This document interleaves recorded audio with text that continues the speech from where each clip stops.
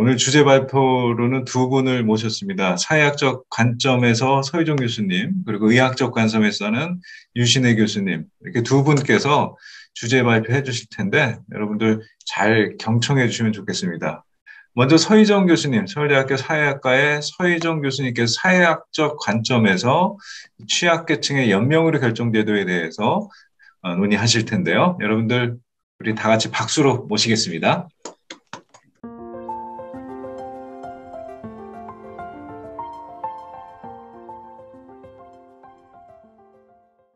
저희가 취약계층 부분에 관련돼서 연명의료법 결정법을 제정할 때 여러 가지 논란이 있었지만 이윤성 원장님 말씀하신 대로 여러 가지 차후적으로 개선되는 사안으로 저희들이 미뤘던 것으로 보입니다. 그리고 그럼에도 불구하고 이제 3년 반 만에 사전연명의료용서 100만 건을 넘어서고, 그리고 연명으로 결정을 하신 분들이, 이행하신 분들이 17만이 넘어서는 이런 상황에서 좀 더 아마 이런 논의를 하는 기회를 마련하는 것은 대단히 소중한 기회라고 생각합니다. 제가 이 연명의료 결정과 관련해서 아무래도 이 가장 중요한 부분들은 앞에서 이 연명의료 결정이 생애 말기에 존엄한 삶과 죽음과 관련된 그런 매우 중요한 어떤 그런 결정이다라고 하는 부분하고, 그리고 그것에 대한 인식들이 어떻게 취약계층에서 좀 상이하게 인식되고 있는가, 그리고 이를 위해서 인식 확대나 활성화 방안은 뭔가라고 하는 부분을 얘기를 하겠습니다. 연명의료 결정 제도가 법제화된 것은 우리나라에서 매우 소중한 기회입니다. 사실은 연명의료법이 만들어질 때에도 여러 가지의, 특히 장애인 단체에서 이건 의료적 살인이 아니냐라고 하는 비판을 많이 했음에도 불구하고, 사실은 2008년도부터 이미 존엄사, 자연사 이런 법으로 해서 많은 문제를 제기했고, 김할머니 사건을 통해서 대법원 판결에 따라서 생애 말기에 존엄한 삶과 죽음을 위해서 연명의료를 결정하는 것은, 또 연명의료를 중단 유보하는 것은 우리 헌법에 보장된 모든 국민의 행복 추구권에 부합한다라고 하는 것을 판시했고요. 이 부분이 바로 목적의 제1조에 들어가 있습니다. 이 연명의료 결정법은 우리나라의 최초로 사실은 환자의 자기결정권을 법적으로 인정한 법입니다. 물론 이제 생애 말기, 더 나아가서는 임종기에 제한돼 있었지만, 적어도 우리의 의료 현장에서 최초로 환자의 자기결정권을 인정한 법이다. 의료법과는 좀 다르다라고 하는 부분입니다. 그럼에도 불구하고 이 연명의료 결정법 환자의 자기결정권의 보장의 측면은 두 가지 측면이 하나 있는데, 하나는 생애 말기, 더 나아가서는 임종 과정에 있는 환자의 제한된다, 이행이 제한된다는 결정은 생애 말기부터 할 수 있지만, 둘째, 환자의 최선의 이익을 보장하는 것과 병치되어 있다라고 하는 겁니다. 그래서 연명의료 결정법의 제1조에도 환자의 최선의 이익을 보장하고 자기결정을 존중하며 이렇게 되어 있고요. 그다음 기본 원칙에도 연명의료 중단 결정은 환자의 인간으로서의 존엄성과 가치를 침해하지 않은 것이다라고 하는 것을 분명히 설정하고 있고, 또 이 항에도 최선의 치료를 받으며 그리고 또 결정할 권리가 있다 이렇게 표현했고요.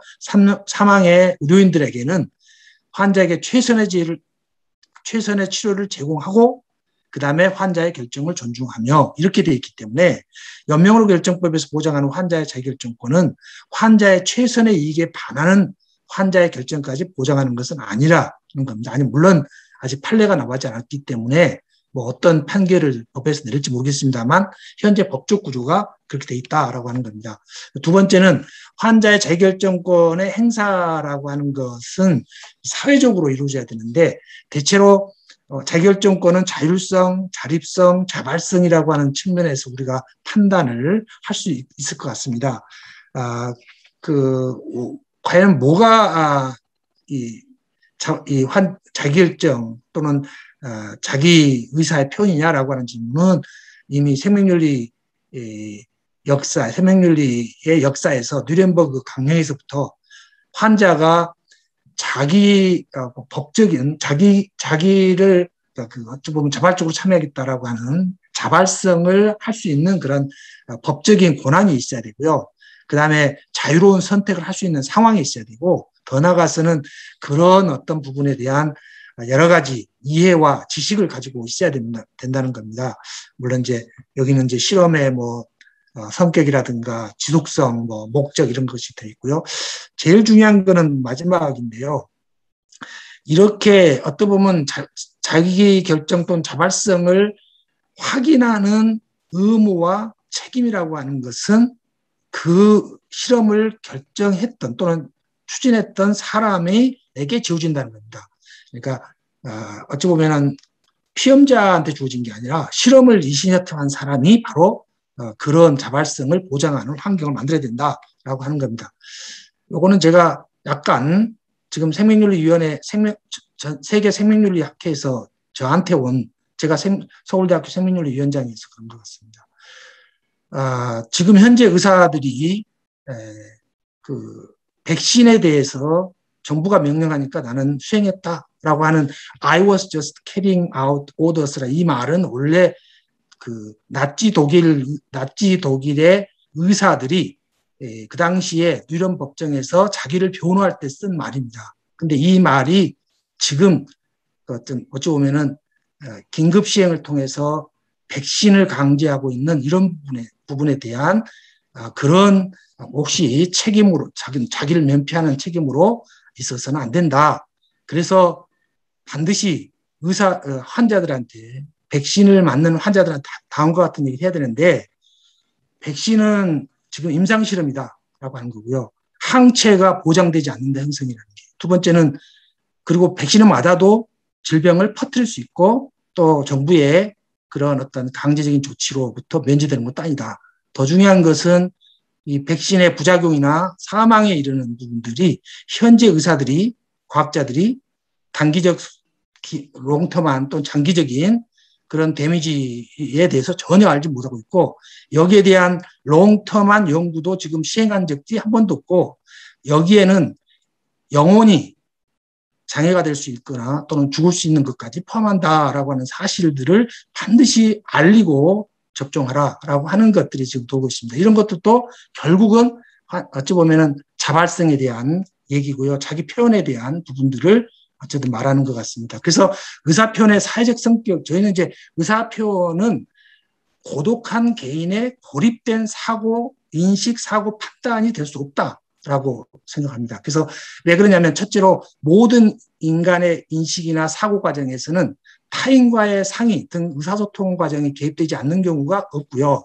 두 번째는 의사결정 행위라고 하는 것은, 의사표현이라고 하는 것은 개인의 어떤 능력 판단을 기반한다 하더라도 내가 이런 결정을 하게 되면 어떤 사회적 효과가 올 것이다, 가정에 어떤 부담이 될 것이다라고 하는 것들을 고려해서 이루어지기 때문에 모든 의사결정은 사회적 결정이고요. 그 사회적인 조건들이 이루어지지 않으면 안 된다라고 하는 그런 부분입니다. 그래서 지금 연명으로 결정에 관련돼서 우리가 여러 가지 조사가 있지만, 저희가 직접, 왜냐하면 사회학자들은 사실은 타인의 그 데이터들에 대해서, 왜냐하면 이 통계적인 데이터라고 하는 것은 그런 설문조사의 문항을 구성하는 적합성이나 이런 테스트를 하지 않고 이루어지는 너무 많은 그 설문조사가 있고요. 이 과연 신뢰성이 어느 정도냐라고 하는 측면에서 논란이 있기 때문에 저희가 직접 했던 통계 자료에 통해서 현재 말기의 상태를 알고 싶다, 그다음에 치료 거부가 없는 단순한 생명연장의 의료 행위는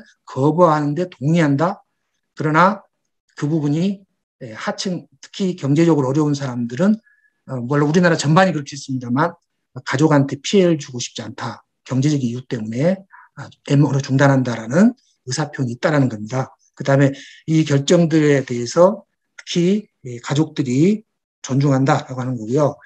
현재 말기 상태를 알고 싶어한다라고 하는 부분도 굉장히 많이 현재 지금 이루어지고 있고요. 두 번째,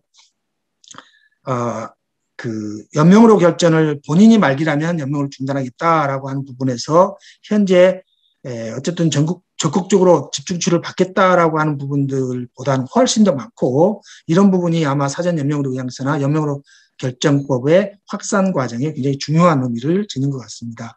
특히 학력이 높을수록 저희가 통계적으로 계산했는데 유의미도가 매우 높은 99.9%로 학력이 높은 사람일수록 이런 부분에 대해서 더욱더 호의적이다. 연명으로 결정에 대해서. 단지 가족들에게 부담 주지 않기 위해서 연명으로 중단 거부한다라고 하는 부분에서 사실 저희가 아마 취약계층, 특히 경제적인 취약계층에 대한 부분뿐만 아니라 전반적으로 취약계층을 볼 때 아마 우리가 고려해야 될 그런 사항이 아닌가 생각합니다. 물론 이제 노인만 조사를 했기 때문에 저희가 소득 수준에 따라서 이 부분들이 통계적으로 유의미하게 95% 정도의 통계적 유의미도로 이렇게 경제적으로 조금 어려운 사람일수록 이런 그 대답을 많이 했다라고 하는 겁니다. 가족이 말기라면 어떻게 할 것인가? 본인이 말기라면 라는 것보다 훨씬 더 연명으로 중단에 대해서 물론 가족이 말기라면 본인이 원하면 연명으로 중단을 찬성하는데 저희가 조사한 비율로 봤을 때는 본인이 말기였을 때 연명으로 중단을 찬성하는 비율에 비해서 좀 낮습니다. 이것도 가족주의적인 여러 가지 생각인 것 같습니다. 현재 사전 연명으로 의향서 아까 말씀하신 대로 9월 달까지 벌써 이미 107만 명을 넘어섰고 특히 70대 이상이 70대가 아주 많다라는 것은 어쨌든 우리 사회가 급하게 지금 당장에 우리가 해야 될 많은 특히 노년층들의 참여가 매우 높다라는 사실은 고무적이라고 생각합니다.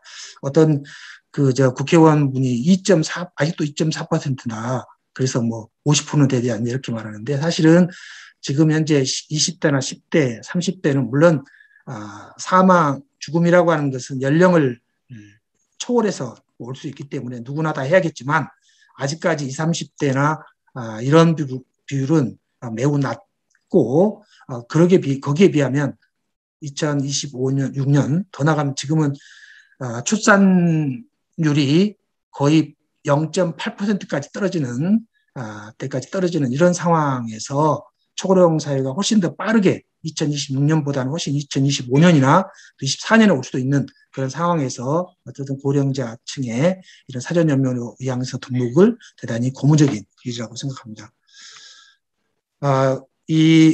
또 하나의 저희가 중요한 부분은 이 말기 환자의 자기결정을 보완하는 가족결정으로 되어 있습니다.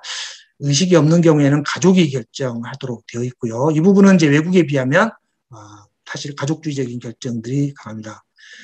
사전 연명으로 의향서, 연명으로 계획서, 연명으로 결정으로 이어지는 이 과정에서 의식이 있을 경우에는 본인이 결정을 하더라도 이 경우에도 남에게 부담을 주지 않는 죽음이라는 게 굿데스의 매우 중요한 특징으로 나왔기 때문에 사전에 이미 가족을 고려한 의사표시를 할 가능성이 있고 이러한 부분들이 과연 진정한 의사표시냐라고 하는 부분에 대해서도 여전히 우리는 조금 더 고민을 해야 된다라고 하는 연명으로 계획서를 작성할 때도요. 두 번째, 의식이 없을 경우에 말기 환자의 의사를 추정하는 행위에 가족들의 의사 표현이 결정이 매우 중요한데 명확한 표시가 있는 경우에 추정되는 근거로서 이인에 일치된 의견이 뒷받친 경우 이 경우에는 이해상충이 있는 가족이 포함된 경우도 현재 과연 우리가 얼마나 거르고 있는지 또는 이견인 또 다른 가족이 있을 경우는 어떻게 할 것인지라고 하는 부분도 남아있고요. 그다음에 명확한 표시가 없는 경우에 가족 전체가 일치된 의견으로 근데 어디까지 가족이냐 또 사실은 논란이 될 수 있겠습니다. 현재 여러 가지를 보게 되면 어쨌든 연명의료 결정이라고 하는 부분들은 어쨌든 중단과 거부를 17만이 됐지만 지금 현재 상급병원 중심으로 되어 있고요. 그다음에 연명의료 계획서 본인 의식이 있어서 연명의료 계획서를 작성하는 경우는 33.1%지만 사실은 본인이 의식이 없어서 이루어지는 부분이 63%에 이른다. 원래는 더 많았는데 지금 조금씩 줄어들고 있는 좋은 현상이긴 합니다만 그럼에도 불구하고 여전히 명확한 표현이 있어서 가족 2인의 일치된 견해로 추정되는 경우도 34.5%로 이미 3분의 1이 넘고 환자의 명확한 의사표현 없이 가족 전체 의견이 이루어진 경우도 이미 조금씩 줄어들었습니다만 29.5%다라고 하는 부분은 대단히 가족주의 결정에서 중요한 의미를 가진다고 생각합니다. 그리고 이제 하나가 또 어려운 점은 이제 팬데믹화에서 생애 말기의 상황이 상당히 변화가 되어 있고요. 이런 부분이 연명의료 결정에서 상당히 어려움으로 작용할 것 같습니다. 가족 간의 유대 약화 접촉이 통제되어 있고요. 정신적 스트레스가 늘고 고립감이나 운동 부정과 활동 통제 이런 것들이 늘어나고 있습니다. 현재 연명으로 취약계층이라고 하는 부분들은 이제 취약계층에서 제가 아까 말씀하신 것 중에 비문해 노인분이나 또는 외국인에 대해서 제가 미리 그 결정을 여기에는 포함되지 못했다는 건 제가 아마 제 잘못인 것 같습니다. 신체적 취약계층과 경제적 취약계층, 사회적 취약계층 안에 아마 시설에 있는 사람뿐만 아니라 이런 비문해 노인과 그다음에 외국인에 대한 부분도 포함되어야 될 것 같습니다.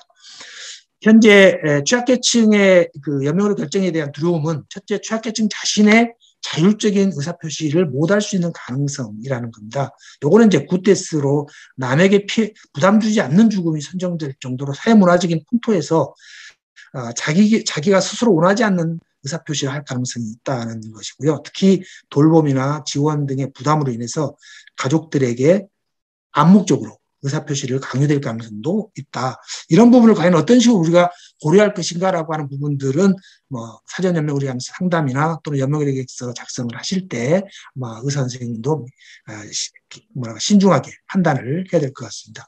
또 하나는 충분한 의료 서비스를 받지 못해서 서둘러 포기할 가능성에 대한 두려움.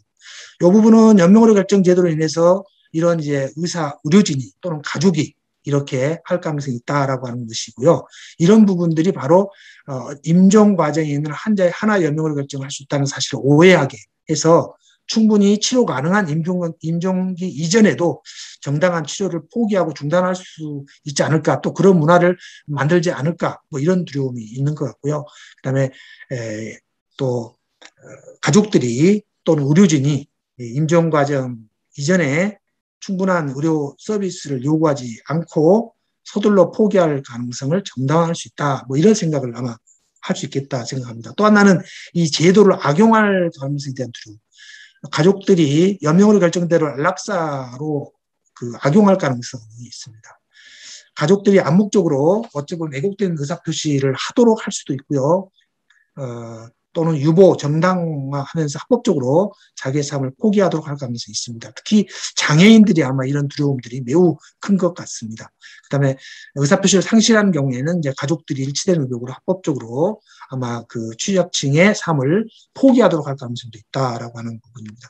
그래서 요거를 이제 신체적인 취약계층에서 주로 장애인 분들에 관련돼서, 물론 이제 장애인 분이라는 게 사실은 선천적인 장애인보다는 후천적인 장애인이 많고요. 교통사고 등으로 인해서 우리 모두가 장애인이다라고 표현을 해야 되는 것이다 말할 정도로 우리는 질병이나 사고나 여러 가지를 통해서 우리는 여러 가지 의미의 장애를 가질 수가 있고, 그런 의미에서 우리가 이 장애인에 대한 특수한 범주다라고 생각하기보다는 모두가 신체적으로 취약한 계층에 속하는 넓은 범주에 속한다라고 하시는 게 표준어 같고요.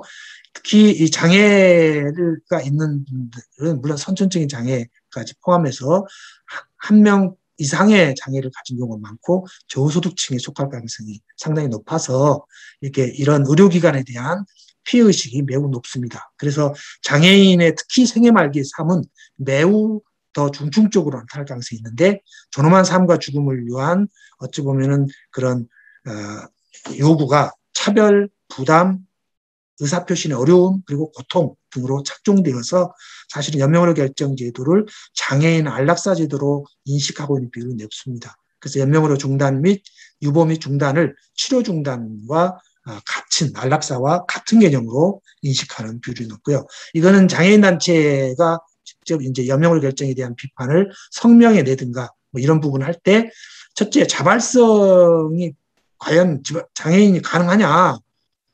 상시적으로 장애인의 삶은 타인에 의해서, 가족들에 의해서 과도한 부담을 부담하고 있는 상황에서 자발성이 가능하냐. 그리고 차별 속에서 삶을 지탱해온 장애인이 존엄사를 요청할 가능성은 사실은 거의 없는데도 불구하고 현재적으로 이 자발성을 기초로 해서 마치 연명의료 결정을 중단, 유보할 수 있도록 권고하는 그런 것을 알 수도 있다라는 거고요. 존엄성과 잘못된 선택, 배변 통제도 휠체어에 의존하는 장애인의 삶은 배변 통제도 어려운 휠체어에 의존한 장애인의 삶들이 인간의 존엄성이라고 하는 측면에서 사실은 거의 지켜진 적이 없고요. 또 장애인의 차별이 난무한 이런 우리 사회에서 이 장애인의 존엄성을 스스로도 타인에게서도 그렇지만 본인도 내재화되어 있다. 존엄성을 인정하지 못하는. 그리고 장애 차별에 대한 장애 기반의 차별 또는 낙인이 만연되어 있다고. 그래서 더욱더 조장할 가능성이 있다. 더 이상 치료가 불가능한 생애 말기 또는 임종기에 대한 의학적 불확실성이 그 사이에 차별이 작용할 수 있다라고 하는 거고요. 장애를 가진 삶은 살 가치가 없다. 레벤스 운베어티. 이 말은 대단히 중요한 문제인데요. 나치 독일 때 레벤스 운베어티게스 레벤이라고 하는, 그러니까 살 가치가 없는 삶이 있다는 거예요.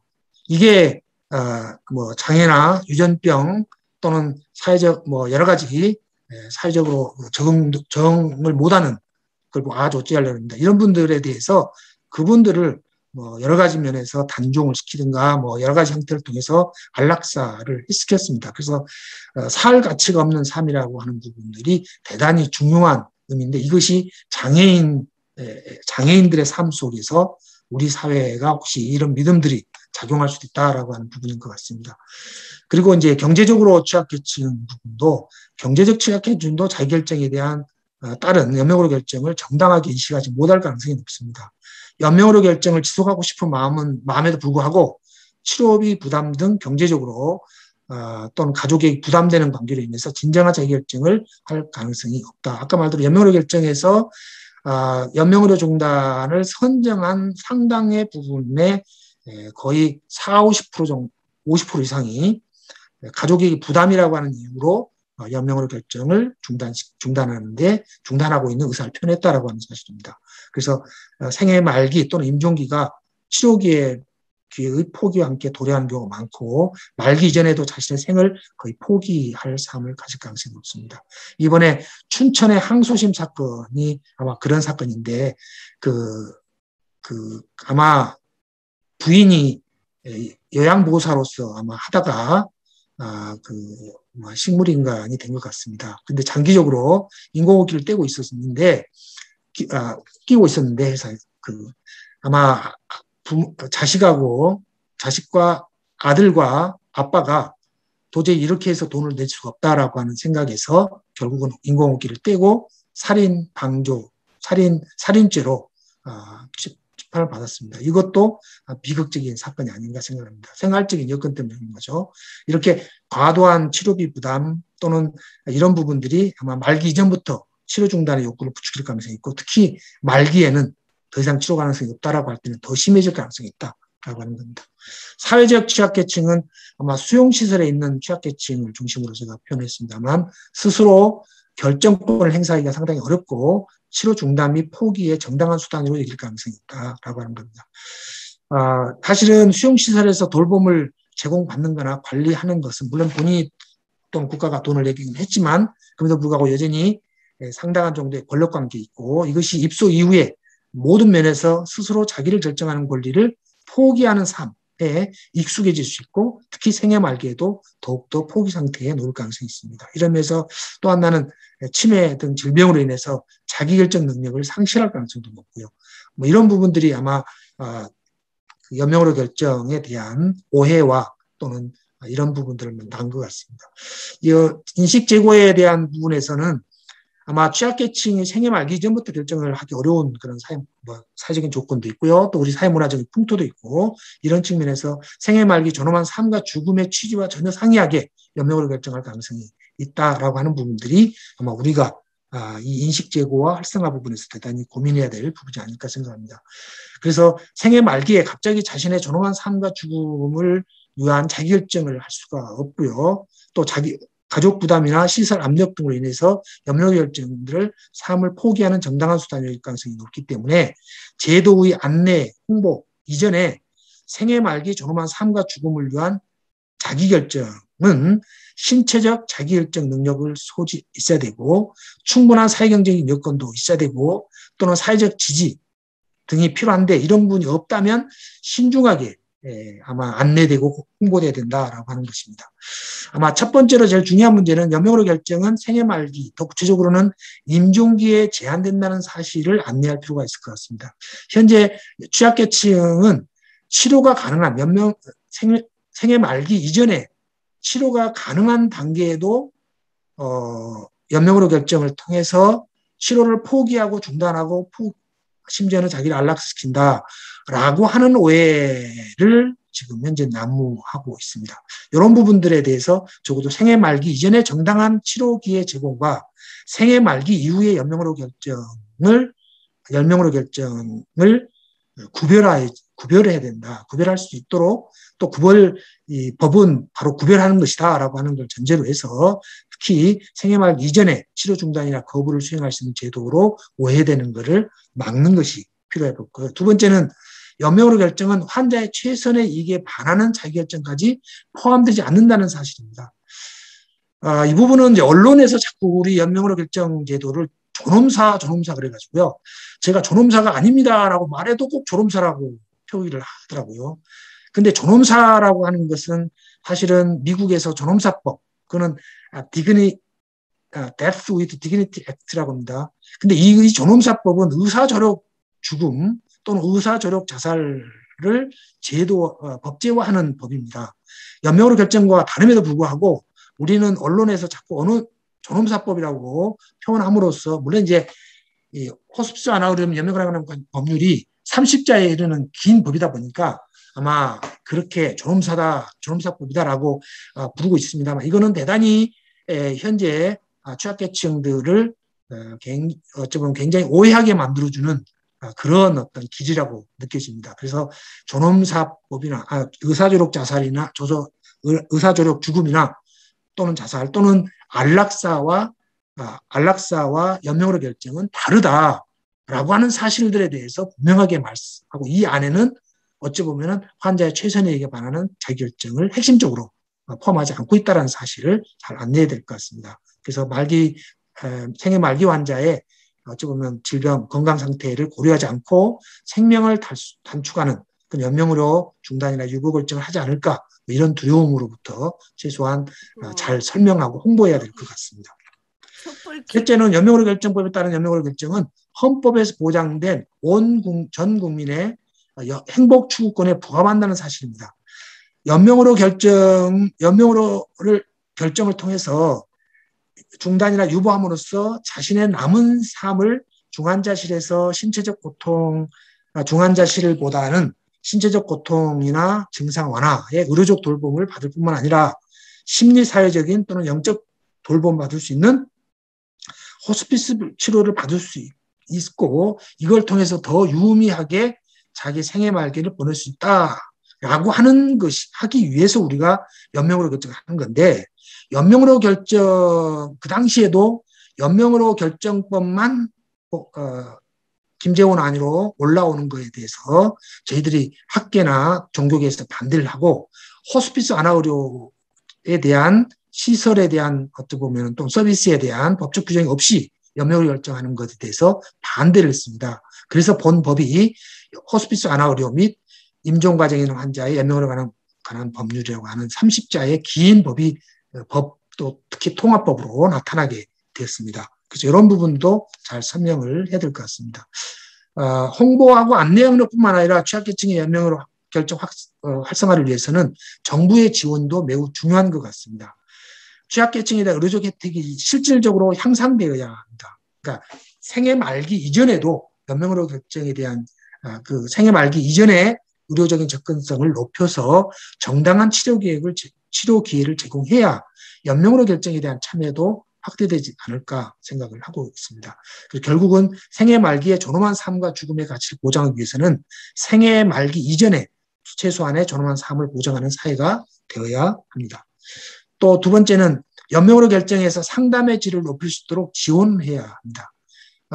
연명으로 결정해서 취약계층의 개별 취약성이 연명으로 결정이 어떤 영향을 미칠 수 있는지를 면밀히 검토하여서 결정이 이루어져야 되는데 그렇게 하기 위해서는 어쨌든 그래야 되는데 문제는 이것이 의료 현장과 또 사전연명의료 상담 쪽에서 반영이 돼야 됩니다. 아마 그렇게 하기 위해서 우리가 좀 더 신중한 어떤 판단들이 이루어져야 되는데 이런 판단을 위해서는 아마 다소 아마 조금 더 많은 상담 시간이 좀 필요할 수 있겠고요. 또 상담 또 지식이 좀 필요할 수 있겠습니다. 이런 면에서 지원해야 되는데 어쨌든 향후 그런 생애 말기라는 사실을 밝히고 향후 의료계획을 세울 때 또는 호스피스 원화의료 기관에서 연명의료 계획서를 작성할 때 취약계층의 취약성이 그분의 존엄한 삶과 죽음에 미치는 영향을 고려해서 신중하게 상담과 결정이 이루어져야 되고요. 사전연명의료계획서를 작성할 때도 일반인을 대상으로 한 상담보다도 더 취약계층을 대상으로 하는 상담에는 취약한 여건이 연명의료 결정에 미칠 수 있는 영향을 보다 면밀히 검토해서 안내하고 결정해야 될 것 같습니다. 세 번째는 연명의료 결정 이후에 받을 수 있는 호스피스 완화의료에 대한 실질적인 지원을 확대해야 됩니다. 사실은 취약계층들이 연명의료 결정을 치료 포기나 중단, 심지어는 안락사라고 여기는 분들은 그 연명의료 결정한 이후에 그러면 무슨 뭔가를 받아야 되는데 더 나은 호스피스 완화의료를 받을 수 있어야 되는데 현재 이 호스피스 완화의료를 에 대한 충분한 설명이나 또는 여기에 대한 실질적인 지원을 통한 학세가 없다면 생각보다는 아마 그런 취약계층의 오해가 강화될 수도 있겠다라는 생각을 듭니다. 그래서 사실은 호스피스 물론 이제 완화의료까지 포함해서 고통 완화나 증상 관리에 대한 의료적인 돌봄뿐만 아니라 심리사회적인 또는 영적 돌봄이 누구보다도 취약계층이 더 필요할 것 같고요. 취약계층이기 때문에 생각보다는 굉장히 많은 의료적인 그런 증상 관리도 있겠습니다만 상당히 굉장히 많은 차별에 의한 어떤 굉장히 많은 뭐랄까요 응얼짐 또 상처 이런 것들이 생애 말기에 더욱더 더 두각을 드러낼 수 있고요. 이런 것들이 어찌 보면은 보다 전인격적인 돌봄으로서의 호스피스 완화의료의 필요가 될 것 같습니다. 이런 것들이 좀 더 취약계층에 대한 그런 호스피스나 완화의료에 대한 서비스 확대가 좀 더 필요하지 않을까 생각합니다. 또 하나는 연명의료 결정 이후에 취약계층이 이용 가능한 다양한 호스피스 시설 및 서비스 확대가 이루어져야 됩니다. 장애인의 경우에는 사실은 지금 현재 호스피스 완화의료가 도심에 있는 그 대학병원 중심으로 지금 이루어지는 물론 지역센터가 좀 그렇게 되어 있습니다. 이런 부분들 때문에 조금 더 이동권이 좀 제약되는 그런 측면이 있습니다. 물론 많은 시설 요즘은 많이 장애인 친화적으로 건물의 구조라든가 또는 이동의 가능성을 만들어내긴 했습니다만 아무래도 상당 부분 제한된 영역에 갇혀 있는 그런 취약계층 장애인의 경우에 특히 독립형 호스피스 같은 좀 더 좀 넓은 그런 시설의 확대가 그런 시설의 확대가 필요하고요. 경제적인 취약계층의 경우에는 가정과 호스피스를 양립할 수 있는 그런 방문, 낮방문 등 방문 호스피스도 확대도 필요하고요. 또 사회적 취약계층 시설에 있는 부분들은 요양원에서 또 다른 어떤 호스피스 시설에 옮기는 것보다는 그 시설 내에서도 호스피스 완화의료를 받을 수 있도록 하는 것도 필요해 보입니다. 특히 팬데믹 하에서 특별 대책도 필요할 것 같은데요. 현재 그 코로나 감염병 확산으로 인공호흡기 등이 필요한 응급환자가 급증하고 있고 그래서 감염병 중환자실 중심으로 이루어지고 있어서 인공호흡기 제거 등 연명의료 결정이 생애 말기 존엄한 삶과 죽음의 차원에서 이루어지는지가 약간 저는 궁금합니다. 물론 많은 부분들이 정부에서 책임지지 않으려고 다 의료인들한테 넘기면서 사실은 어떻게 그러면은 과연 이런 의료 K 방역처럼 적극적인 방역을 할 때 의료의 포화 상태가 상시적으로 상당 부분 포화 상태가 이루어지는 그런 상황에서 어떻게 응급실의 이용이나 또는 이런 부분들의 트리아제가 이루어지는지에 대한 지침들도 분명한 의료인들한테 책임을 떠넘기지 말고 보다 분명하게 제시를 해야 될 것 같고요. 그렇게 해서 잘못돼서 사망사고 벌어졌을 때 의료인들한테 물론 이제 감염병 예방 특별법이라는 부분들에 따라서 법적으로는 문제될 수 범죄를 되지 않겠지만 윤리적 도덕적으로 상당히 어찌 보면 상처를 줄 수 있는 가능성이 있습니다. 이런 부분에서 세밀한 그런 지침들이나 이런 것들이 좀 더 그 책임 있는 그런 세밀한 지침들이 필요해 보입니다. 그리고 이 현재 지금 이제 감염병 중심으로 이루어지고 특히 대학병원 중심 호스피스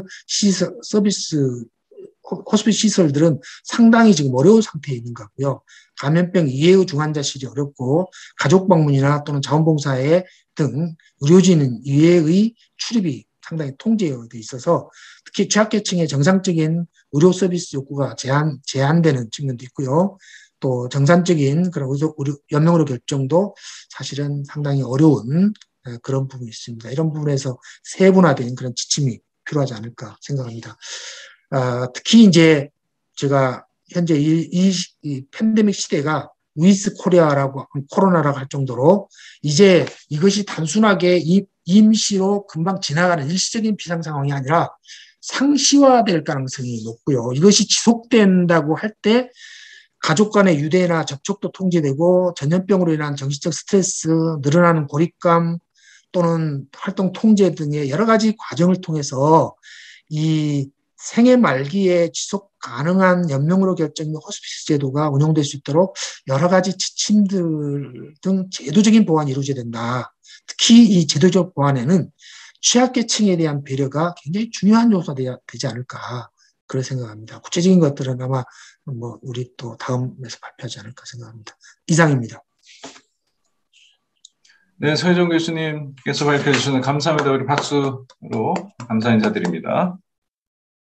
의학적 관점에서 유신혜 교수님, 서울대학교 병원 완화의료 임상윤리센터의 유신혜 교수님께서 발표해 주시겠습니다.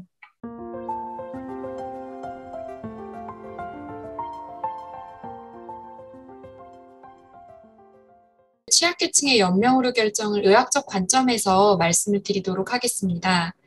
이제 앞서서 서희정 교수님께서 사실은 굉장히 여러 가지 측면에서 얘기를 많이 해주셔서 저는 이제 오늘 여기 참석하신 분들이 의료 현장에서 직접 일하시는 분들은 많지는 않은 것 같아 보여서 조금 현장에서의 연명의료 결정 측면에서 취약계층들에게 어떤 일이 일어나고 있는지 사례와 함께 조금 얘기를 드리려고 합니다. 그래서 이제 취약계층을 어떻게 정의할 것인가, 그리고 의료 현장에서 연명의료 결정 제도를 적용하는 측면에서 어떤 이슈들이 있는지, 그다음에 이러한 것들 고려할 때 취약계층을 독거 무연고자, 그다음에 환자와 가족 간의 갈등이 있거나 지지가 취약하거나 복잡한 가족 관계인 그런 경우, 또 신체 장애 환자, 인지기능 저하 환자, 외국인 이런 경우에 어떠한 문제들이 있는지 같이 보여드리도록 하겠습니다. 그래서 이제 취약계층에 대해서는 일반적으로는 경제사회적 측면에서 배제된 약자를 지칭을 하지만 이제 이게 결국 어떤 위험에 대해서 취약하다고 볼지가 중요한데, 이 보건의료 분야의 취약계층은 흔히 우리가 의료 서비스 자원 이용에 제약이 있거나 질병에 걸릴 위험이 큰 인구 집단, 빈곤층이라던가 생물학적 약자를 생각을 하게 됩니다. 근데 이 연명의료 결정제도에서의 취약계층은 사실은 조금 이런 앞서서 본 취약계층과는 좀 다를 수가 있고, 아직 구체적으로 어떻게 정의돼야 될지에 대해서 얘기가 많이 되진 않았습니다. 연명의료 결정제도는 결국 2016년에 이제 호스피스 완화의료 및 임종 과정에 있는 환자의 연명의료 결정에 관한 법률이 제정되고 2018년에 시행이 되면서 이 법에서 앞서서 이제 서희정 교수님 얘기해 주신 것처럼 환자의 최선의 이익을 보장을 하고 환자의 자기결정을 존중해서 인간으로서의 존엄과 가치를 보호하는 것을 목적으로 하는 법입니다. 그래서 모든 임종 환자가 다 이 법을 적용받는 것은 아니지만 의료기관 윤리위원회가 있는 많은 의료기관들에서는 이런 연명의료 결정 이행이 가능합니다.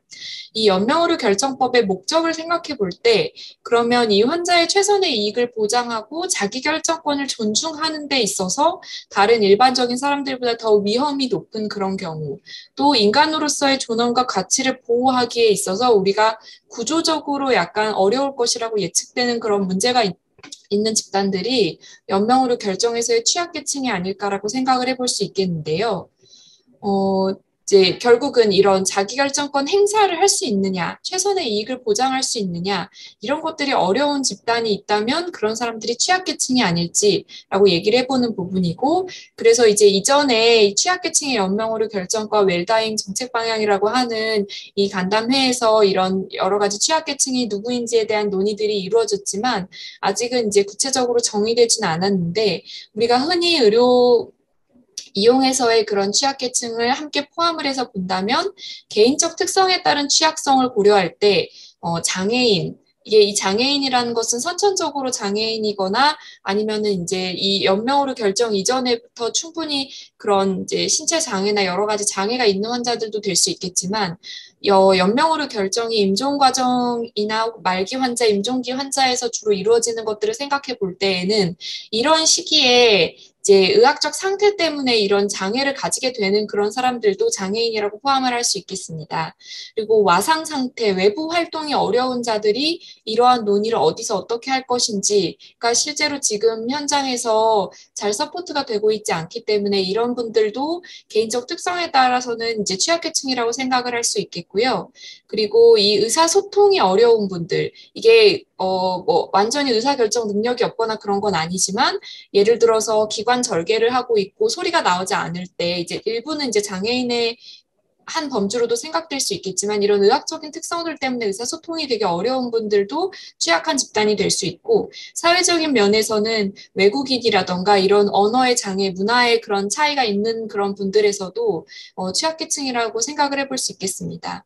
그리고 개인적 특성뿐만이 아니라 이제 연명으로 결정제도가 본인의 자기결정권을 이제 행사를 하는 것이 중요함에도 불구하고 이런 게 잘 이루어지지 않았을 때는 나중에 가족이 그러한 환자의 결정을 대리해줘야 되는 상황들이 오게 되는데 그런 가족 등 관계 면에 있어서 취약한 분들은 독거, 무연고자, 그리고 여기서 더 나아가서 가족이 있지만 이 결정을 하는 지지 체계가 굉장히 취약한 분들도 취약계층이라고 생각할 수 있겠습니다.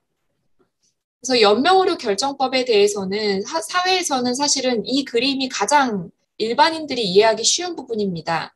그리고 이제 존엄사법, 안락사법, 웰다잉법 이러한 표현들과 함께 기사에 등장하는 것들을 많이 볼 수 있고 기사를 낼 때 연명치료 거부, 그다음에 호흡기를 뗐다 이런 기사들이 나오지만 실제로 연명의료 결정이라고 하는 것은 우리가 하고 있던 인공호흡기를 중단하거나 하는 것만이 아니기 때문에 36,000명이 호흡기를 뗐다 굉장히 잘못된 내용일 수 있습니다. 그래서 연명의료 결정이 의료 현장에서 어떻게 이루어지는지를 조금 먼저 설명을 드리고 뒤에서 취약계층에서의 문제를 얘기 드리겠습니다.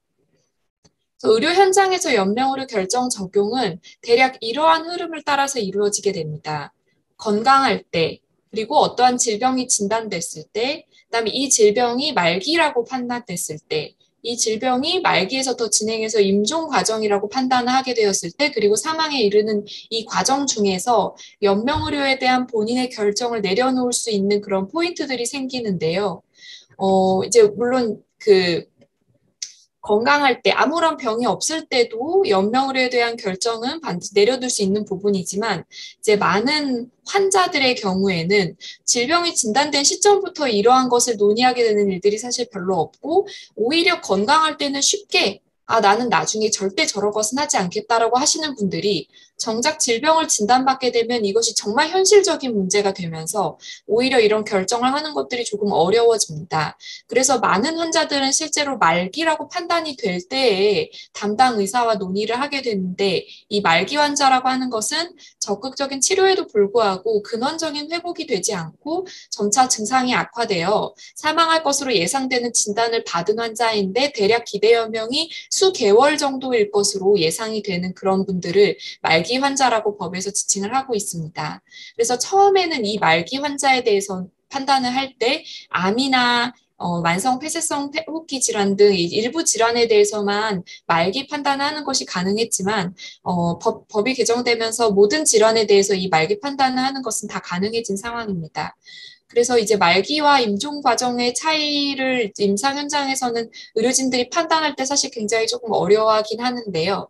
임종 과정이라고 하는 것은 특정 질환에 대한 그런 경과보다는 회생 가능성이 없고 치료에도 불구하고 회복이 되지 않고 급속도로 증상이 악화돼서 사망에 임박한 상태라고 법에는 정의를 하고 있습니다. 그래서 특정 질환보다는 종합적 상태로 판단을 하게 되는데 이러한 말기 판단, 임종 과정 판단은 법에 이렇게 정의가 있지만 실제로는 담당 의사와 해당 분야 전문의, 의사 두 사람이 의학적 판단으로 결정하도록 하는 임상적 판단 영역이기 때문에 의사들은 이러한 판단을 할 때 있어서 이게 굉장히 중요한 연명으로 결정해서 중요한 이 판단이 되기 때문에 아주 신중하게 하려다 보니 조금 보수적인 부분들이 더 생기게 되고 이러한 판단을 내가 잘못했을 때 혹시라도 회생 가능성이 있는 것을 놓치지는 않을까 이러다 보니 실제로 임상 현장에서는 이 판단들이 좀 늦어지는 부분들이 있습니다. 그래서 말기 환자에서 기대 연명을 수개월 이내라고 얘기를 하지만 실제로 이 말기 판단이 거의 임종 2주 전, 한 달 전에 이루어지는 일들이 굉장히 빈번하고 임종 과정의 경우도 사망에 임박한 상태라고만 되어 있으면 사실은 의료진들은 돌아가시는 그 상태만을 의미하는 것인가라고 생각해서 여러 이제 대한의학회 지침이라던가 이런 데서는 이러한 임종 과정을 뭐 수일에서 수주 이런 식으로 조금 가이드를 해주는 그런 지침들이 있기는 하지만 실제로 의료진들은 정말로 임종이 하루 이틀 이내로 임박할 때 이 임종 과정으로 진단하게 되는 경우가 많습니다. 이제 이 얘기를 드리고 시작하는 것은 우리가 연명의료 결정은 이 건강할 때부터 시작을 할 수 있지만 실제로 많은 결정이 굉장히 사망에 임박하는 시점, 그 다음에 이제 말기조차도 아주 사망과 조금 가까워지고 사망이 좀 이제 보이기 시작하는 시점부터 이런 논의가 되는 일이 많기 때문에 취약계층들이 이 과정에서 논의가 될 때 조금 더 취약계층이 아닌 환자들에 비해서 어려움이 많이 발생합니다. 연명의료에 대한 결정을 아까 앞에서 인공호흡기 중단이라고 다 이렇게 하면 안 된다고 얘기를 드렸는데요. 연명의료라고 하는 것이 특정 의료 행위만을 의미하는 것이 아니라 임종 과정에 있는 환자에게 하는 치료 효과 없이 임종 과정 기간만 연장하는 의학적 시술을 다 의미를 합니다. 그다음에 연명의료 중단 등 결정이라고 하는 것도 임종 과정에 있는 환자에 대해서 하고 있지 않는데 앞으로도 계속 하지 않겠다고 하는 유보와 그다음에 하고 있지만 이것이 연명의료라고 판단이 될 때 중단하기로 하는 그 중단을 모두 다 포함하기 때문에 실제로 연명의료 결정이 이루어졌다고 할 때 이 많은 의료 행위들에 대해서 유보하는 것도 가능하고 중단하는 것도 각각 가능하니까 굉장히 많은 조합이 있습니다. 그래서 우리가 서류상으로는 취약계층이라고 아까 얘기된 환자들 중에서 연명의료 결정에 대한 법적인 서식을 작성을 하고 임종을 하셨더라도 그 결정이 진짜 존엄하고 편안한 그런 모습으로 끝났을지 아니면은 사실상 모든 종류의 의료행위를 다 한 후에 심폐소생술만 마지막에 유보하는 방식으로 그냥 그건 자연스럽게 돌아가시는 걸 그냥 두는 거거든요. 어떻게 붙잡을 수도 없는 분은. 그래서 그런 모습은 아닐지 이런 것들을 생각해야 되는 부분이 있습니다.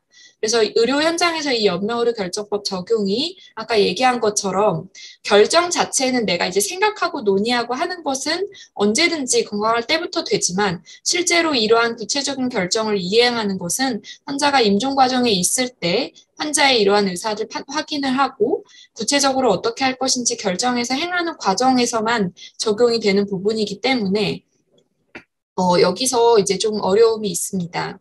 어떤 어려움이 있는지 조금 더 이제 현실적으로 얘기를 드려보면 아까 이러한 플로우를 거쳐서 사람들이 결정을 하게 된다고 했는데요. 건강할 때는 대부분 저희가 병원에서 사전 연명의료 요양서 상담을 하시는 분들을 볼 때 생각보다 자발 내원하는 분들이 거의 많습니다. 뭐 의료진이 사실 건강할 땐 권유할 일이 없을 수도 있고요. 건강할 때나 뭐 질병이 진단되는 초기에도 거의 의료진 권유나 이런 걸로 인해서 내원하는 경우는 없고 본인이 뭔가 이걸 써놔야겠다고 인식하실 때만 내원을 하게 됩니다. 그리고 이때에는 생각보다 환자가 가족과 같이 오지 않고 혼자 오는 경우가 상당히 많습니다. 저희가 병원에서 사전 연명의료 요양서 상담을 할 때 이런 얘기들을 되게 많이 듣습니다. 오늘 딸이 안 와서 오늘 꼭 써야 된다. 딸이 올 때는 절대로 내가 이런 걸 쓰지 못하게 할 것이다. 아마 이게 치료 의지가 없는 거라고 인식하고 그래서 이제 사기가 꺾인다고 생각하니까 이런 거를 남겨두는 것에 대해서 반대할 것이기 때문에 나는 오늘 반드시 이렇게 혼자 왔을 때 써야 된다 이런 얘기를 하시는 환자분들을 종종 많이 보는데요. 그래서 이 시기에는 오히려 환자 본인이 혼자 오고 자발적으로 내원하는 경우가 많은데 질병이 진단되고 나서 이 시기에는 사실은 환자분들이 굉장히 많이 좀 불안해하고 이제 병에 대한 치료가 실제로 이런 연명으로에 대한 결정보다 더 막 논의를 많이 해야 되는 중요한 부분들이 되다 보니 이 시기에 오히려 논의는 이루어지지 않는 경우가 많고 말기가 되었을 때 그때는 자발적으로 내가 이런 걸 남겨두겠다고 오기보다는 의료진이 권유해서 오게 되는 경우가 많습니다. 그래서 이때에는 보통은 연명의료 계획서를 작성하게 되고 이 연명의료 계획뿐만이 아니라 앞으로의 치료 과정이나 이런 것들에 대한 논의가 되게 중요하기 때문에 환자와 가족이 함께 오게 되는 경우가 많습니다. 그리고 이제 이 말기 질병 진단부터 사실은 임종까지의 이 과정에서 연명으로 결정은 서식을 작성하는 것만이 이제 전부가 아니라 계속 지속적인 의사소통을 하는 것이 굉장히 중요한데 실제로 우리가 연명으로 결정 이행을 하게 되는 임종기에는 환자, 가족, 의료진이 공유 의사결정을 하게 되는 경우가 많습니다. 근데 제가 여기서 조금 보시면 알 수 있겠지만 환자를 되게 작게 표시해 놨는데요. 이 시기에 환자들이 직접 본인이 본인의 의사에 대해서 직접 표현하고 구체적인 의료행위를 결정할 수 있는 경우가 굉장히 없습니다. 일단 임종이 임박한 환자가 본인의 의사결정 능력이 없는 경우가 되게 많고요. 있더라도 몸이 아주 힘들어서 고통 속에 있기 때문에 세세한 것을 본인이 결정하게 되는 경우가 없고 그러고 이제 가족들도 이 시기에 환자에게 뭔가 더 자세한 걸 논의하게 하는 것은 굉장히 고통을 주는 일이라고 생각하면서 이 사전에 환자가 논의한 연명의료에 대한 이런 포괄적인 의향, 나는 의료진이 임종 과정으로 판단했을 때 아까 얘기한 다양한 연명의료가 있지만 구체적인 결정을 하지 않고 이 연명의료라고 하는 것을 하지 않거나 중단하는 것에 동의한다라고 하는 이 포괄적 내용을 바탕으로 구체적인 의료 행위에 대한 것은 사실 이 시기에 논의하게 되는 것입니다. 그래서 이 조금 더 환자 본인이 논의할 수 있던 시기에는 구체적 의료 행위를 내가 나중에 어떻게 하겠다에 대한 것을 얘기를 한들 그게 직접 반영이 안 되는 경우도 많고 의료진들도 뭐 이제 의향은 알겠으나 이때 논의한 의료진이 또 임종 과정에서 이런 이행을 논의한 의료진이 아니면 환자의 이런 상세한 이제 생각들이 반영이 되지 않는 경우가 많습니다. 그래서 임종 과정에 이르를 때는 사실은 가족의 역할이 매우 커지는데요. 이때 이제 구체적 의료 행위를 시행할 때 환자가 작성해놓은 뭔가 이런 사전 연명의료 요양서나 연명의료 계획서 같은 서식이 없을 경우에 가족은 이러한 서식을 작성하는 것과 이 논의를 하는 것 모두를 다 담당하기 때문에 가족의 역할은 굉장히 많이 커진다고 할 수가 있겠습니다. 그런데 이 연명의료 결정 이행조차도 이 결정을 이행할 수 있는 기관에서만 이루어지는 일입니다. 그래서 이행이 불가능한 기관에서는 어떻게 되고 있는가? 특히 취약계층에서는 어떻게 되고 있는지 우리가 아직 굉장히 많이 모르는 부분들이 많습니다. 아마 현장에 계신 분들은 아실 것입니다. 정말로 이제 무연고 환자를 우리가 흔히 얘기하는 쇼피알이라고 해서 의미 없지만 해야 되니까 그냥 일부 하는 듯 마는 듯 하는 그런 행위들을 하게 되는 경우들도 있을 수 있고요.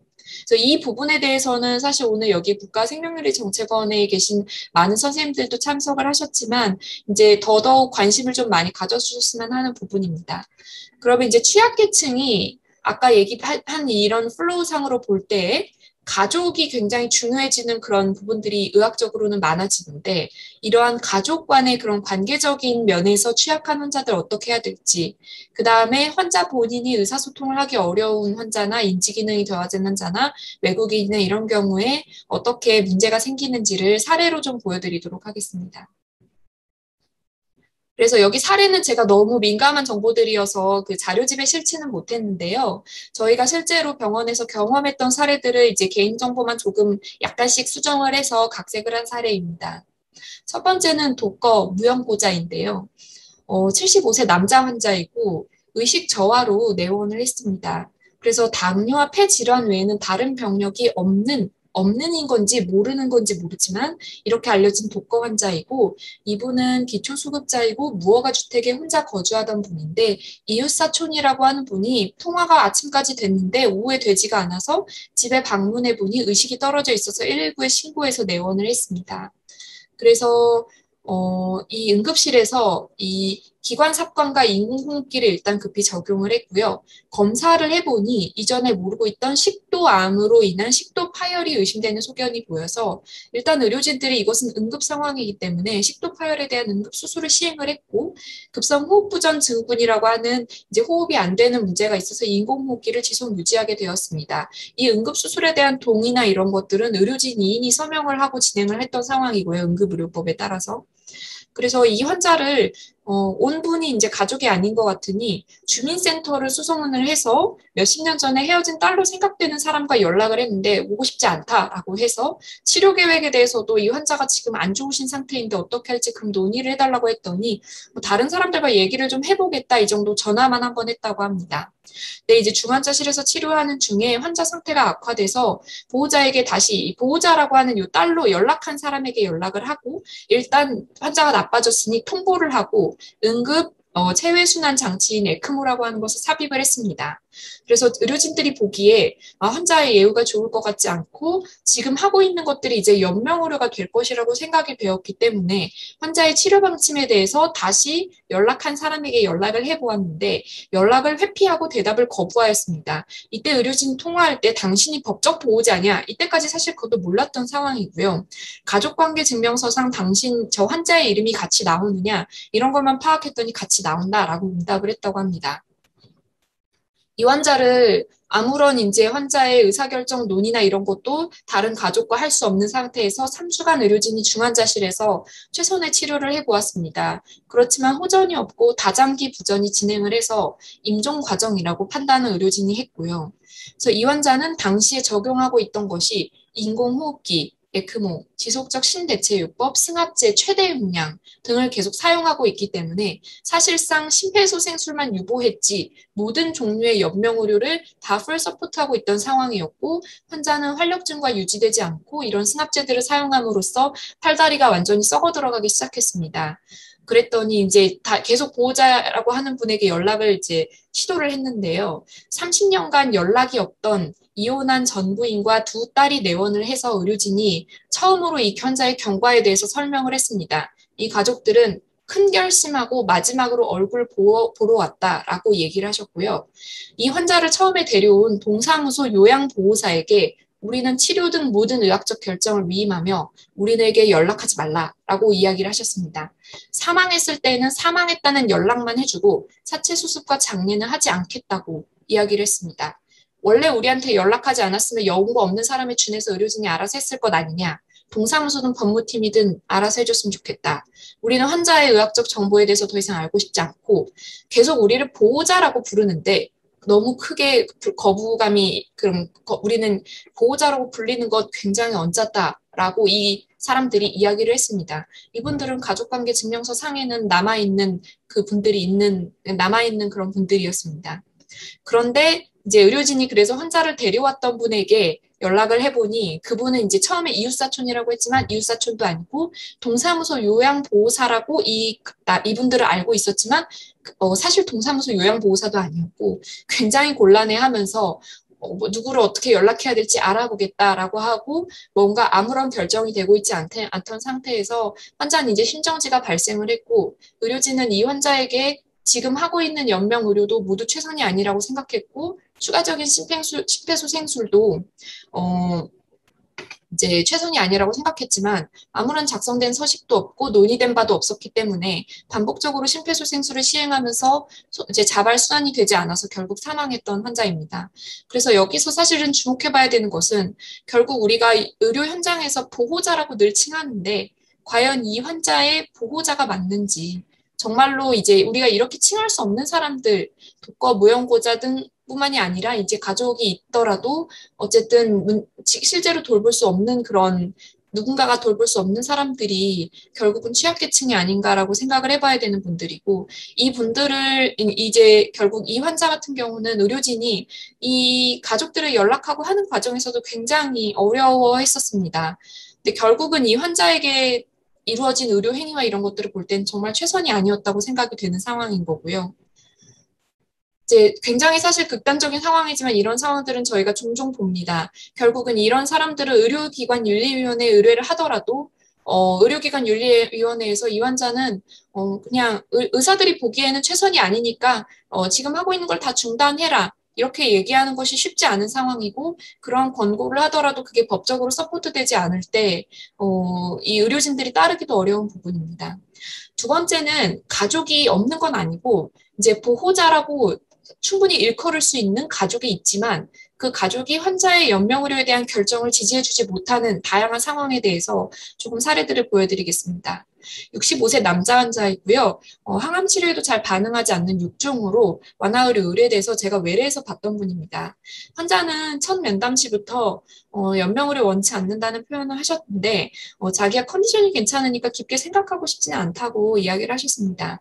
같이 왔던 배우자분은 불안이 아주 심하고 환자 돌봄을 혼자서 담당하고 적극적으로 돌봄에 관여하면서 소위 말해서 환자에게 이렇게 밥을 먹어라 뭘 해라 굉장히 잔소리를 많이 하시는 분이었습니다. 환자에게 안 좋은 이야기를 하는 것에 대해서 극도로 우려하는 모습을 많이 보여서 처음에 이제 간단하게 이런 의향을 확인했지만 구체적인 논의나 이런 것들을 하지는 못한 상황이었고 이 환자는 3개월간 항암 치료를 추가적으로 더 하면서 자문형 완화 의료를 병행을 해왔습니다. 그래서 이제 이 환자가 결국은 6종이 척추 전이가 되면서 하지마비에 가까운 상태가 되었고 더 이상 항암 치료도 불가능하고 외래 진료도 어려워지는 상태가 되었습니다. 환자와 다시 논의를 했을 때 환자는 아프지 않고 편안하게 지내는 것이 난 제일 우선이다. 항암도 더 안 하고 싶고 의료진 생각에 따르겠다. 임종이 임박할 때 기계 등의 연장에서 생명을 유지하는 것은 원치 않는다. 라고 하셔서 제가 그러면 이제 우리가 이 논의했던 의향을 서류로 남겨둡시다라고 연명의료 작성을 권유를 했는데 그 옆에서 같이 이야기를 듣고 계시던 부인이 말을 계속 가로막으시면서 환자가 있는 그 방 안에서 환자가 죽더라도 항암을 죽을 때까지 해봐야 되는 거 아니냐. 연명의료도 환자가 가족들 생각을 따라줘야 되는 거지. 우리가 환자 생각이 뭐가 중요하냐라고 이렇게 얘기를 하셔서 보통 사실 이 정도로 극단적으로 얘기하시는 보호자를 저도 사실 만난 적이 없는데 그래서 제가 이 부인에게 법과 제도가 있고 이런 면에서 환자의 결정이 윤리적으로든 법적으로든 굉장히 중요하다라고 반복적으로 설명을 드렸지만 법이고 뭐고 이해할 수 없다라고 하면서 이거 서류 쓰는 거 난 절대 반대다. 안 된다라고 해서 사실 이제 완화의료 외래에서 그런 일이 드물지만 부인을 나가시도록 하고 환자와 같이 제가 단독으로 얘기를 했습니다. 본인의 생각을 생각하면 지금 연명의료 계획서를 작성하는 것이 맞고 사실은 이제 부인이 지금 그걸 강력히 반대하고 계신 상황인데 부인이 이제 지금 막 많은 불안과 걱정이 있으신 것은 알겠지만 이대로 여기서 서류가 남아있지 않을 경우에는 당신이 지금 바라는 방향과는 매우 다른 의료행위를 받게 될 가능성이 많아서 저는 부인과 갈등이 생기더라도 이 서류를 작성하는 것을 더 좀 더 권유하는데 최종적으로 그건 환자분이 결정하셔야 되는 부분이다. 어떻게 생각하시냐라고 했더니 환자분이 이 연명의료 원치 않는 생각은 맞고 서류를 작성해야 된다는 필요성은 알지만 갈등을 지금 빚고 싶진 않다. 오늘은 안 쓰겠다라고 하고 가셨고 이 환자분은 더 이상 제 외래에 올 수가 없었습니다. 그래서 환자는 제가 이 PPT를 만들 때까지만 해도 경과를 몰랐는데 어제 이제 부인을 통해서 연락을 해보니 의식이 저하돼서 임종 증상이었던 걸로 생각이 되는데 어느 응급실에서 심폐소생술을 하지만 소생이 되지 않아서 임종을 하셨다고 합니다. 그래서 굉장히 서포트를 이제 환자 돌봄은 잘하는 가족이지만 결정을 지지하지 못할 때 이런 환자들도 연명의료 결정이 있어서는 취약계층이라고 생각이 됩니다. 가족 지지가 취약한 분들이 이제 또 있는데요. 굉장히 고령의 환자였고 다수의 기저질환이 있고 암은 아니었습니다. 그래서 위장관 출혈로 인해서 중환자실에 입시를 했는데 이 환자는 의사소통 가능할 때 딸에게 임종이 임박할 때 힘든 치료하고 싶지 않다라고 표현을 했었고 심지어 20년 전에 배우자가 제가 임종을 하실 때 이 환자가 주도적으로 진행하면서 편안한 임종이 되도록 도왔어서 현재는 의사소통이 불가능하고 의사결정 능력이 없지만 환자의 의사는 비교적 명확했던 상황인데 이 환자가 80세인데 자녀분들이 모두 미혼이었습니다. 굉장히 환자와 같이 세 분이 사시면서 전적으로 이 환자만을 돌보던 그런 자녀들이었는데 의사결정은 아들이 주로 담당했었고 의료진은 환자의 임종 과정 판단을 하고 연명의료를 유보하고 현재 시행 중인 것을 중단하는 것에 대해서 논의하고자 했는데 이 아드님은 사실 환자와의 애착이 아주 강하신 상태에서 환자에게 의료행위를 지속해서 받을 수 있도록 하는 것이 나는 최선이라고 생각하고 심폐소생술과 에크모는 하고 싶지 않지만 그 밖의 것들은 의료진은 연명의료라고 얘기를 했음에도 불구하고 회복할 수 있는 가능성이 0.1%도 없느냐. 그 말에 대해서 없습니다라고 대답할 수 있는 의료진은 없는 거거든요. 그럼 나는 다 했으면 좋겠다. 그래서 따님이 아들의 생각에 전적으로 동의하지 않지만 의료적 의사결정은 아들이 지속해왔기 때문에 아들을 설득하는 걸 어려워했습니다. 그래서 이분도 결국은 인공호흡기를 중단하지 못하고 그냥 중환자실에서 계속 계시면서 승합제와 여러 가지 처치들을 하다가 심폐소생술과 에크모는 하지 않았지만 사실 에크모의 경우에 인디케이션도 되지 않는 분이거든요. 그렇게 임종을 하셨습니다.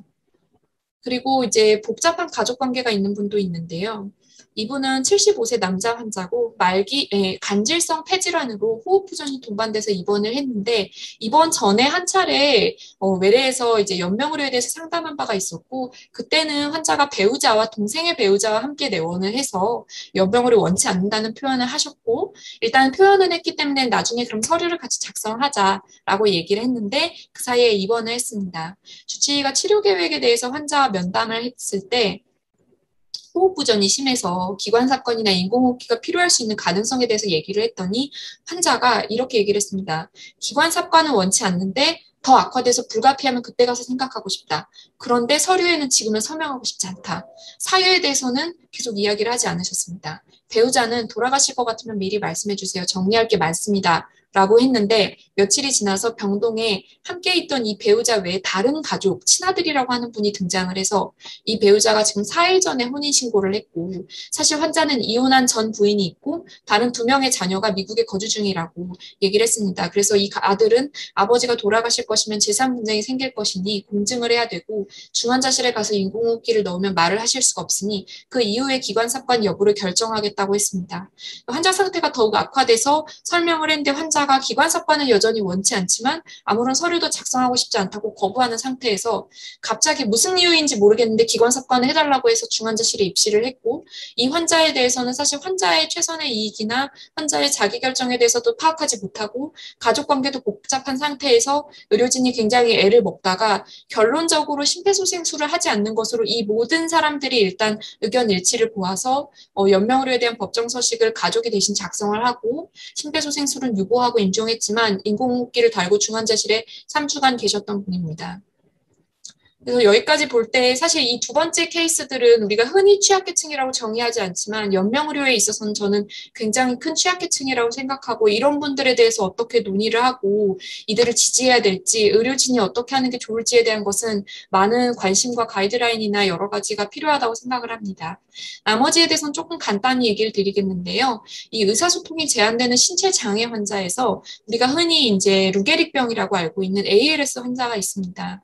그래서 ALS 환자 한 분을 상담을 한 적이 있었는데 이분은 발화만 가능하고 움직이면 안 되는 상태에서 목에는 이제 기관절개를 하지는 않고 비침습적 양압 항규라고 하는 그런 기계를 간헐적으로 적용하고 있었는데 갑자기 환자가 호흡 부전이 되면서 심폐소생술을 하게 되었고 소생은 되어서 인공호흡기를 하고 그 이후에 기관절개술까지 시행하고 병동으로 올라왔습니다. 그래서 환자는 다행히 의사결정 능력이 없는 건 아닌 것 같고 눈 깜빡임으로 의사소통이 가능한 정도까지 상태가 회복이 되어서 의료진은 이 환자를 임종 과정이라고 판단하지는 않고 전원을 권유했는데 가족들이 우리는 집에 가겠다라고 하니까 의료진이 그러면은 이제 집에 가려면 뭔가 이런 악화됐을 때의 상황에 대한 논의가 좀 필요할 것 같아서 환자에게 물어보니까 환자는 악화 시에 중환자실 입실과 심폐소생술을 다시 원한다고 해서 평소에는 환자가 연명을 원치 않는다고 가족이 얘기하셨다고 하는데 지금 환자가 이렇게 표현하니까 의료진이 혼란스러워서 연명의료에 대한 상담을 요청을 했습니다. 그래서 사회복지사가 1시간가량 환자 및 어머니, 아버지와 상담을 했을 때 눈 깜빡임만 가능한 환자를 대상으로 이러한 내용을 물어보기 위해서 굉장히 이제 질문들을 준비를 많이 했고 결론적으로 얘기를 해보니 지금 이제 현재 치료 중단하는 것이 아니라 임종기 연명의료 유보 중단하는 것에 대해서 설명을 드리니까 이해를 하시고 이렇게 의사를 밝혀서 이렇게 얘기를 하고 눈 깜빡임에 대해서 영상 녹화를 통해서 사전 연명의료 의향선 작성했는데 이 내용을 이렇게 의료진이 어떻게 물어볼 수 있는지 그런 부분들을 우리가 임상 현장에서 지원해야 됩니다.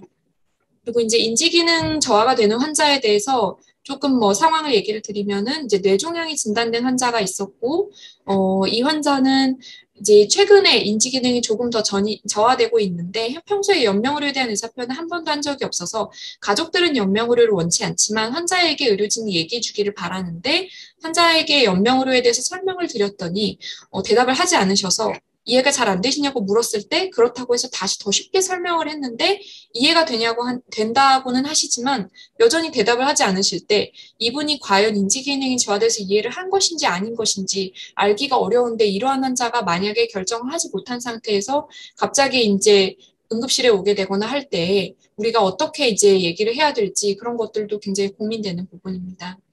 마지막으로 외국인 사례 하나만 공유를 드리고요. 네, 시간이 거의 다 돼서 마무리를 하겠습니다. 그래서 이제 외국인 환자고 암 환자인데, 이 환자는 아무런 이제 이 환자의 대리 의사결정을 해줄 수 있는 가족이 적절한 가족이 없었습니다. 결혼 후에 지속적인 가정폭력을 당했고 그 가정폭력을 했던 남편이 유일하게 이 환자의 의사결정권자인데 심지어 지금은 가난 말기로 다른 병원에 입원 중이고 연락이 닿지 않는 상태에서 환자는 의사소통이 가능하고 결정 능력이 있지만 의사결정을 계속 미루고 있는 상황에서 이러한 환자를 어떻게 이제 치료 행위를 결정을 해야 될지 그런 것들도 여전히 문제가 됩니다. 그래서 결국은 생각해 봐야 되는 것은 이러한 의사를 언제 어디서 누가 확인을 해야 되고 이러한 논의들을 정말 의료기관에서만 이렇게 시작을 해야 되는 건지 지역사회에서 한다면 어떻게 그런 것들을 논의를 하고 그 내용이 의료기관까지 전달이 되도록 반영을 해야 될지 이런 많은 점들을 생각을 해봐야 될 거라고 생각됩니다. 그래서 결국은 아직 의료 현장에서는 이상과 현실의 괴리가 많이 있는데 이러한 부분들을 뒤에서 패널분들께서 잘 논의를 해주셨으면 감사하겠습니다. 네, 여기까지 제 발표를 마치도록 하겠습니다. 네, 감사합니다. 유신혜 교수님. 예, 두 분 우리 발표자분들께서 주제 발표를 아주 열정적으로 잘 준비하셔서 잘 발표해 주셨습니다. 너무 감사드립니다. 네, 여러분들이 이제 질문들 생각하시고요. 저한테 이제 질문이 하나 이제 들어오긴 했습니다. 이 모든 질문들은 이따 이제 토론이 다 마쳐진 이후에 질의응답 시간에 제가 취합해서 질문 드리도록 하겠습니다. 자, 이제 잠시 10분 정도 쉬는 시간 가지려고 합니다. 10분 정도 쉬는 시간 가는 동안에 여러분들 잘 쉬시고 다시 돌아오도록 하겠습니다.